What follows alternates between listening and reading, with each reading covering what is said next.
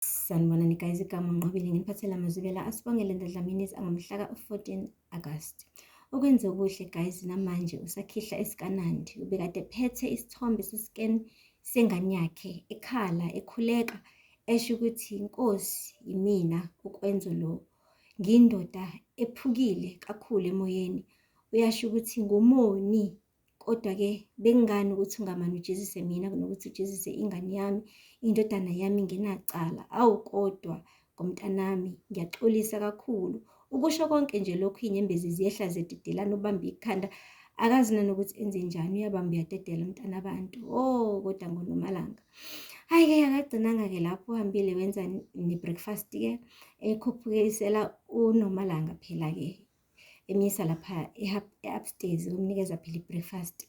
Ube ukuza nje iy'nyawo ziza nganeno, uNomalanga wamane wabeka eceleni ifoni, waqeda wazenza umuntu odabukisayo nje. Wathi ukwenza, good morning sunshine. Wamane wathi noma, what's good about this morning? Ukwenza wamane wathi, ayi ngithi ngikulethele na i-breakfast khona soxoxa phela. Wathi indaba, ingoba nakhusela ukuxoxa nobhesti wakho yini uSibongile. Wamane wathi ukwenza, Nomalanga sidlula esimeni esinzima kabi thina sobabili, ngicela sinakane bandla.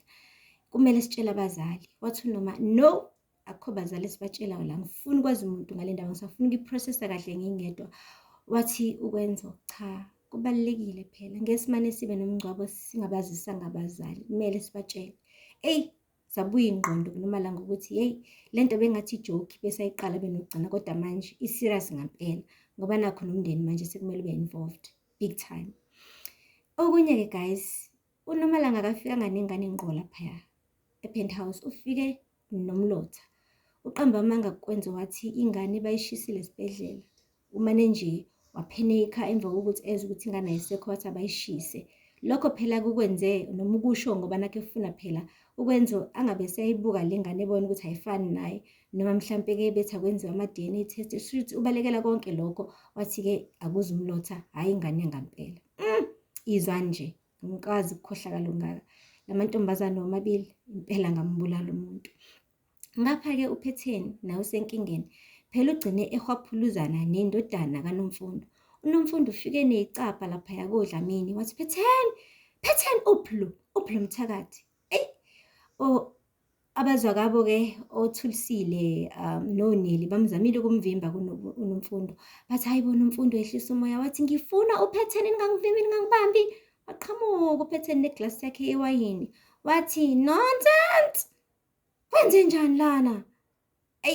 Wamane wathi uNomfundo, uyinike uba indodana yami? Ngithi uyinike uba indodana yami? Wamane wathi uPhetheni, lalela la, uma uyibuka kahle lezandla zami zifanele ukuthi zithinte indodana yakho. Wathi inamanga indodana yakho mani, kodwa-ke uma ukuthi izalwa umama obole kanje, ngingalindelani? Wamane wathi uNomfundo, ngibolile mina Phetheni. Wathi uPhetheni, nonsonto, uzongenzani? Ufuna ukungishaya mina emzini wami? Lalela la wena Mfundo, ungathi ngoba nakho ukwazi ukuthi ushere indoda nami ebese utshela ukuthi ukwi-level yami, uyangizwa ukuthi ngithini kwena? Wamane wathi uNomfundo, ngizokushaya uyazi. Wathi wena second hand, waqeda wamthela ngotshwala ebusweni. Isikibhe esimhlophe saNomfundo saphenduka sa-red guys, ngenxa ye-red wine. Wagcwala uNomfundo, kwasho ukuthi phela bambambile-ke koza kwabo, akwazi ngisho nanokuthi athi nyaka. uPhetheni waqeda wayibuyelela lapha egumbini lakhe wayithulela umlomo. Uhlalile kuNomfundo wathi nje angihambi. Bathi bayazama ukumncengoza kwabo ukuthi akagoduke, wathi angiyindawo, kanti nina vele nisesayidini labani? Nisesayidini labhosweni ngoba nakho enemali mina ngingenayo? Wathi akunjalo, ukuthi nje sifuna umsindo uphele. Ngcono kufike noma uSiba Lukhulu ezoyilungisa le ndaba. Wathi vele ngilinde yena, kusho uNomfundo. Wathi ngilinde umuntu wami. Ayibo, bababaza oza kwabo ukuthi hayibo, usenesibindi sokuthi athi umuntu wakhe umnumzane uDlamini. Guys, uPhetheni umane wafonela amaphoyisa same time, angena esezomlanda uNomfundo. Wamane uthi uNomfundo, ubizela mina amaphoyisa? Wathi yebo, ngiphumele emzini wami, mthatheni ahambe. Bahamba naye ngampela kuNomfundo.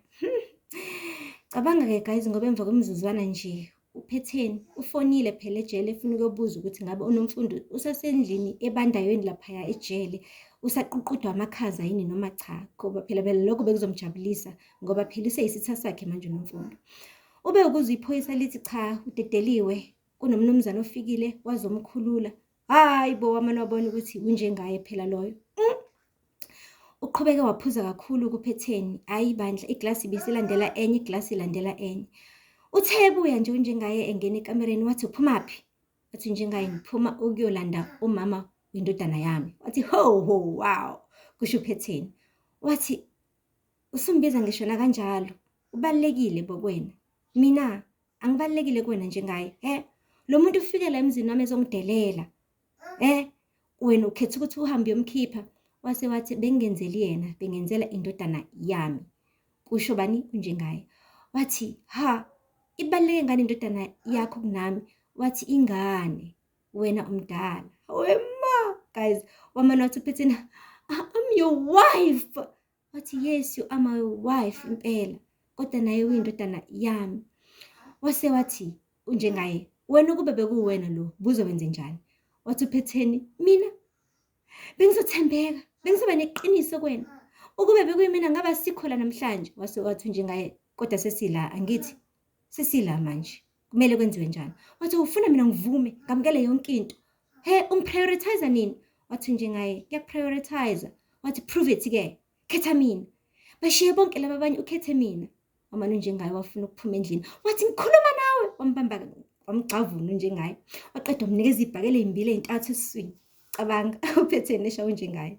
Wamane njengaye wambamba ingalo zombili wathi ngithi yey phetheni. Khuzeka man. Yabona ukuthi ngingobani ngingakhethi wena. Ingobo nje, awungihloniphi, awungiboni, yazi awungithathise komuntu. Uzibona ngathi wena ogqoka ibhuluke lekhaya, wena indoda lekhaya. Waqeda wamjijela lapha embedeni, waphuma wahamba njengaye. Phetheni wasale encela isithupha kanjalo. Yo guys, kuyacaca ukuthi usayiduduza ngelinye ibhodlela futhi latshwala. Phela sekuyisinkwa sakhe semihla ngemihla utshwala nkosami uphetheni ubudle kuseni semini nantambama. Sekuyilona khambi lakhe lokusula inyembezi. Yo guys, kwanzima kaDlamini. Iphela lapho-ke guys yanamuhla, ningakhohlwa ukusubscribe and like and comment. Until next time, bye.